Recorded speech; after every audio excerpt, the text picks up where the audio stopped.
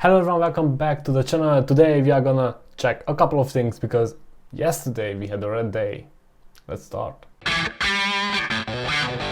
Before we dive into today's topics, I want to mention again, please subscribe to my channel because 70% of the viewers are not subscribed. I can see you in my channel analytics. But even more important, use a VPN if you're trading any cryptocurrency. Don't use Google Chrome, Mozilla Firefox, blah blah. Use Brave because it's much safer. It will just disable all the trackers and ads. Also, you can get some Bitcoin for watching ads if you decide to do so. And if you want to send me a message, a question or anything, you can use my Twitter profile. Everything is down in the description. All the links you can find there. Let's start. So let's just check what happened from yesterday. Bitcoin took a deep dive, 4.75%. Ethereum minus 5%, so on. Not terrible, not good. Of course, we do have some winners, but they are the same as yesterday, so nothing much changed. And big losers, let's see if we have some bigger losers than yesterday. Sia Coin and Flow 16 and 40%. Not that terrible, not that bad. And I just want to mention because most of the people are here for Elrond, that Elrond didn't take as big hit as I was expecting it to take, and for that I'm gonna show you this chart.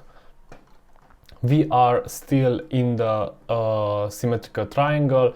Yes, it would have been better if we didn't break out to the downside, but I do think that this is still not terrible. We are still having a very strong support line around this area, so I wouldn't panic. Plus, as I promised you, I will show you my analytics, which is getting more and more precise, to be honest, and I'm also a bit surprised about that.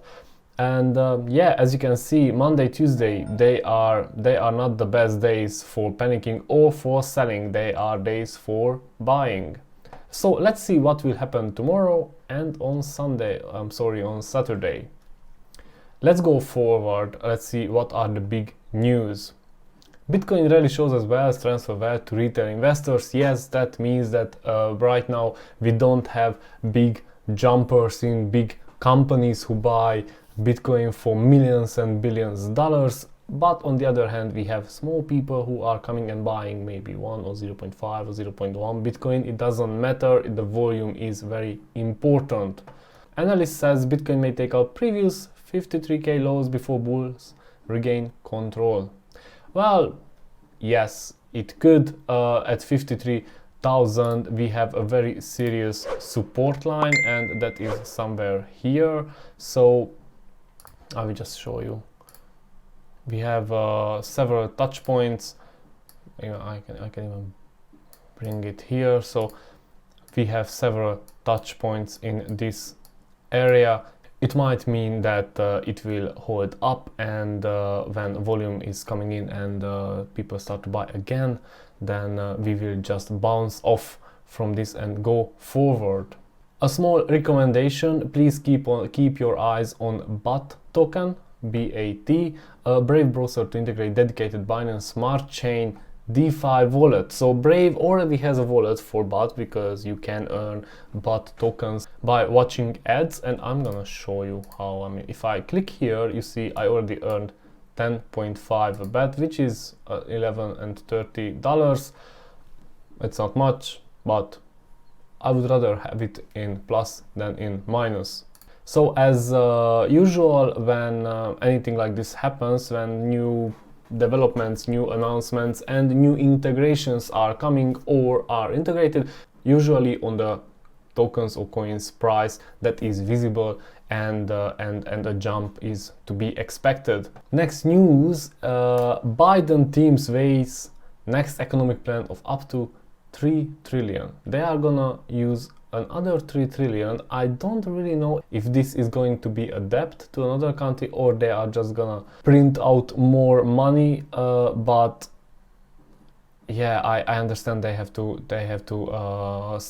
restart the economy, but this could push the country into a hyperinflation. So investing into crypto, I think now it's more important than ever. Okay, and just to give you one glance of what an inflation, a big inflation would look like and how it affects the Bitcoin or the cryptocurrencies.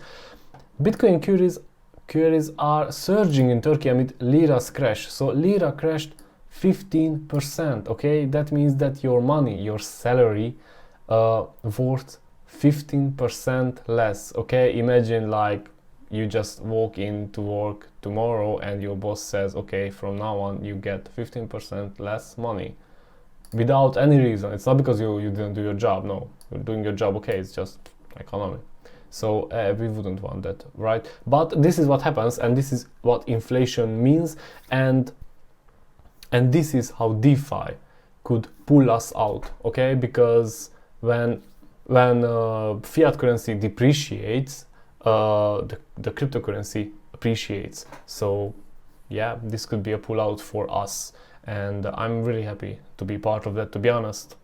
Okay, last but not least, Elrond and Cardano. I really like to follow up on these two because I have the two biggest holdings in them. So Elrond is still on the sideways. It didn't crash. Last time when Bitcoin crashed 5%, then Elrond crashed this much, okay? And right now the situation is way different, is way better.